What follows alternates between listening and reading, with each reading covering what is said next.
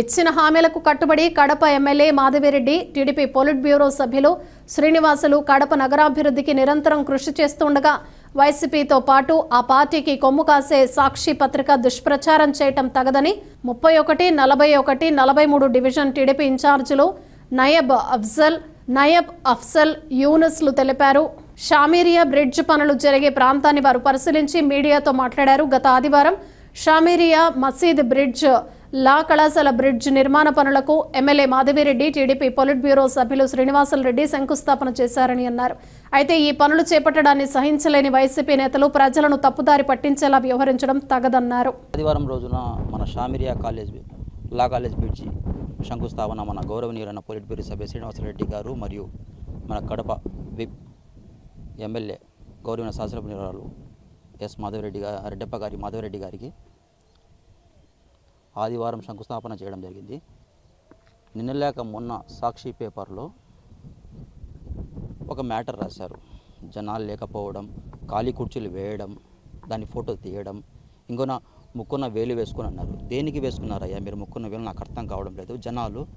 జనాలు ముక్కులు వేసుకుంటున్నారు, మూతిపైన ముక్కులు వేసుకునేది ఎందుకంటే కూటమి ప్రభుత్వం వచ్చి ఒక్క సంవత్సరంలోనే కడప నియోజకవర్గంలో ప్రతి ఒక్కటి అభివృద్ధి చేస్తున్నారు. చెప్పిన మేనిఫెస్టో మన ఎలక్షన్లో చెప్పిన మాధవిరెడ్డి గారు, పొలిట్ బ్యూరో సభ్యులు శ్రీనివాసులు గారు చెప్పిన మాట ప్రకారం ప్రతి ఒక్కటి కడప అభివృద్ధి కోసం పనిచేస్తూ నిరంతరం కృషి చేస్తూ ప్రజల మధ్యలోనూ ఉంటూ చెప్పిన వాగ్దానాలు ప్రతి ఒక్కటి నెరవేర్చుకుంటూ వస్తున్నారు.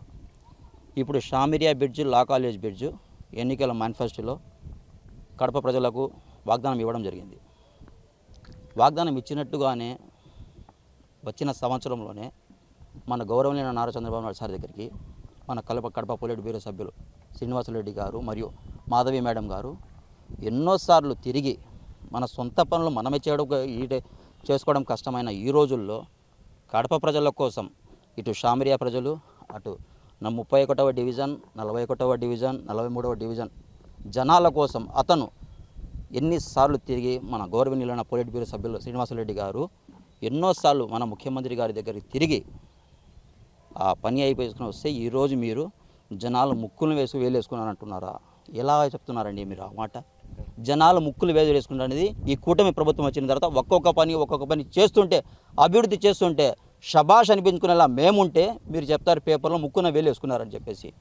ఇది చాలా చిల్లర రాజకీయం సార్. దయచేసి ఇలాంటి రాజకీయాలు చేయొద్దండి. ఎందుకంటే ఇప్పుడు మీరు 2023లో శంకుస్థాపన చేశాము, మేము అన్నీ చేశామంటున్నారు, జీవోతో సహా చూపిస్తారు. శంకుస్థాపన చేశారు, పనులేవి చేసి చూపించాలి కదా. కూటమి ప్రభుత్వం వచ్చింది, మాట ఇచ్చినాము, మాట ప్రకారంగానే చేసి చూపిస్తున్నాము.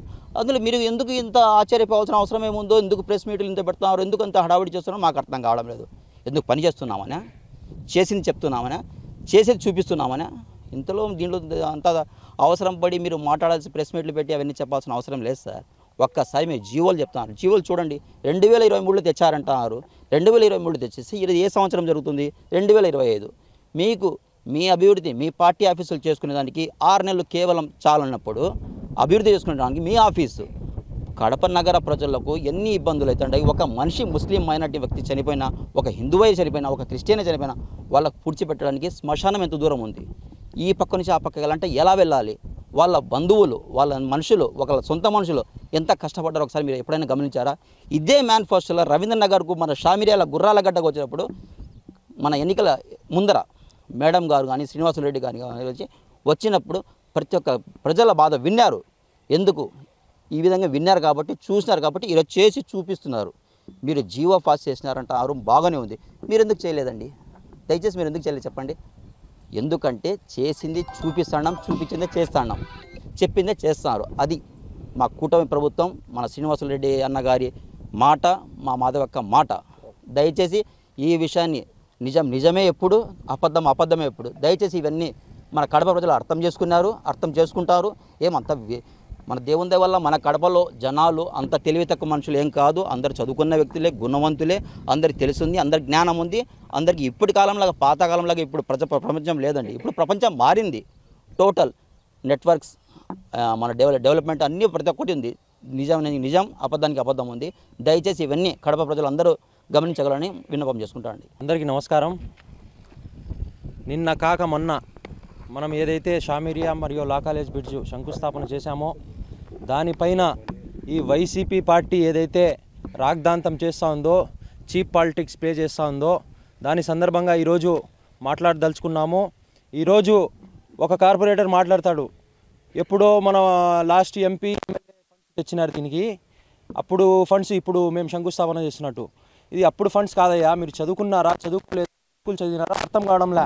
ఈ ప్రొక్యూర్మెంట్ పోర్టల్ ఏదైతే ఉందో వేయండి, లేకపోతే మీకు చేత కాకపోతే ఆర్టీఐ యాక్ట్ వేయండి అయ్యా.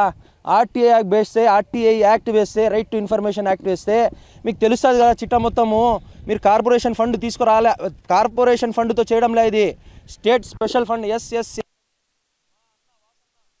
చంద్రబాబు సార్ దగ్గర 10 సార్లు 100 సార్లు తిరిగి వీళ్ళు కార్పొరేషన్ వాళ్ళు సపోర్ట్ చేయడంలే, కార్పొరేటర్లు సపోర్ట్ చేయడంలే, స్థానిక కార్పొరేషన్ మొత్తం ఉంది వాళ్ళు సపోర్ట్ చేయడంలే అని చెప్పి మన చంద్రబాబు సార్ దగ్గర తిరిగి స్టేట్ స్పెషల్ ఫండ్ గ్రాంట్ చేసుకొని ఇది చేస్తున్నామే తప్పితే వీళ్ళేదో